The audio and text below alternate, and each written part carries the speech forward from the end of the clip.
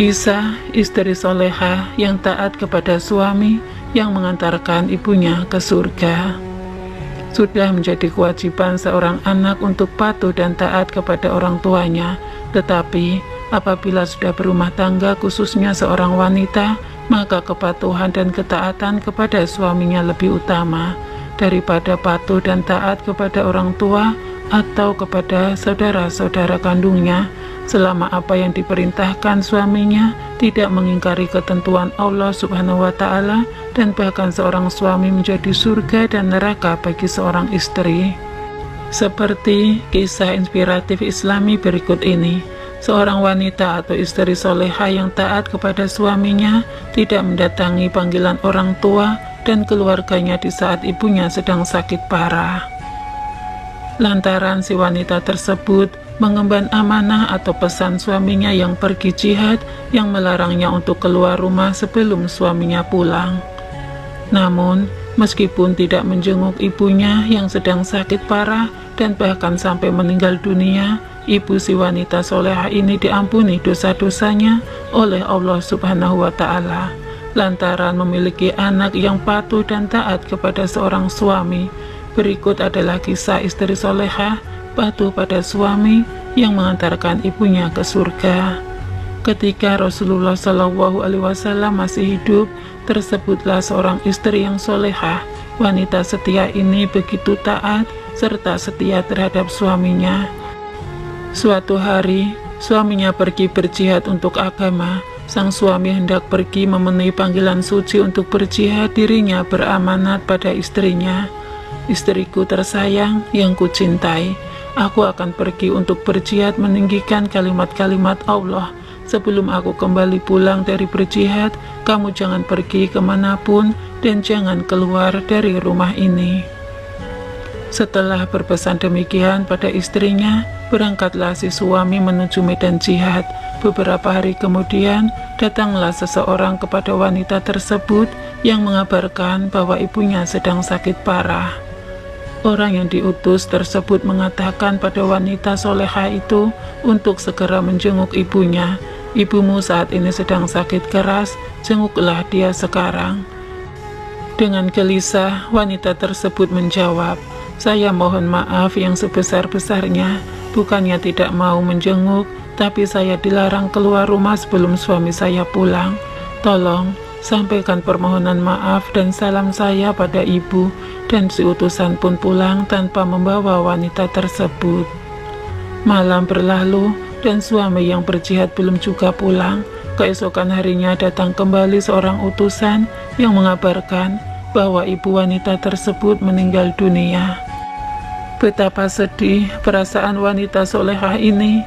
Air matanya berlinang mendengar kabar ibu yang dicintainya telah pergi untuk selama-lamanya.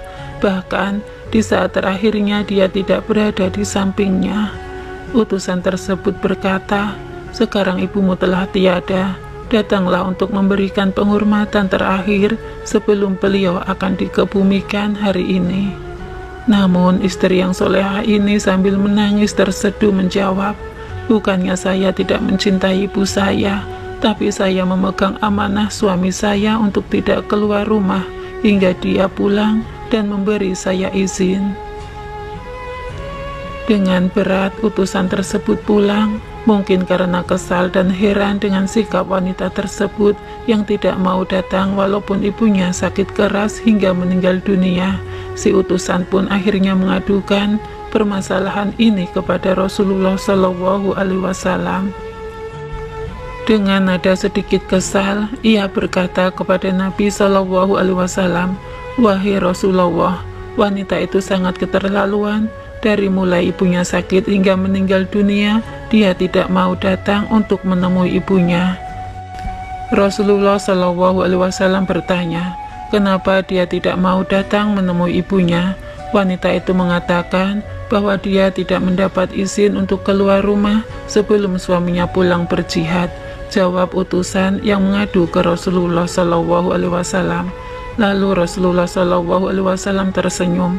Kemudian beliau berkata, Dosa-dosa ibu wanita tersebut diampuni oleh Allah Subhanahu wa Ta'ala karena dia mempunyai seorang putri yang sangat taat terhadap suaminya. Itulah kisah seorang istri yang solehah, yang patuh dan taat kepada suaminya, yang pada akhirnya mampu mengantarkan ibunya ke surga karena dosa-dosa ibunya telah diampuni oleh Allah Subhanahu wa Ta'ala lantaran memiliki anak yang solehah, taat kepada suami. Dalam kalangan pesantren, kisah di atas sangat populer karena kisah ini tertulis pada salah satu kitab karya Syekh Nawawi Al-Bantani, yakni kitab Uqudul Ujian, salah satu kitab terpopuler yang membahas tentang tata cara hidup berumah tangga secara Islami. Allah Subhanahu wa Ta'ala berfirman dalam Al-Quran surat An-Nisa ayat 34 yang artinya, kaum laki-laki itu adalah pemimpin bagi kaum wanita, oleh karena Allah telah melebihkan sebagian mereka laki-laki atas bagian yang lain wanita, dan karena mereka laki-laki telah menafkahkan sebagian dari harta mereka. Dan juga Rasulullah SAW bersabda, tidak boleh haram bagi wanita untuk berpuasa sementara suaminya ada di sisinya, kecuali dengan izinnya. Istri juga tidak boleh memasukkan orang ke dalam rumahnya, kecuali dengan izin suaminya, dan harta yang ia nafkahkan bukan dengan perintahnya, maka setengah pahalanya diberikan untuk suaminya. Hadis riwayat Al-Bukhari. Ibnu Hibban meriwayatkan hadis dari Abu Hurairah radhiyallahu anhu. Ia berkata, Nabi SAW bersabda, apabila wanita menunaikan sholat 5 waktu, puasa sebulan Ramadan, menjaga kemaluannya, dan mentaati suaminya, maka disampaikan kepadanya, masuklah surga dari pintu mana saja yang kamu mau. Dari beberapa pembahasan di atas, dapat kita simpulkan bahwa ketaatan seorang istri kepada suami harus didahulukan daripada taat kepada orang tua atau kepada saudara-saudara kandungnya. Seorang wanita tidak boleh mentaati kedua orang tuanya untuk berpisah dengan suaminya, tidak pula mengunjunginya dan semisalnya, bahkan ketaatan kepada suaminya lebih wajib. Wallahu a'lam bishawab. Wassalamualaikum warahmatullahi wabarakatuh.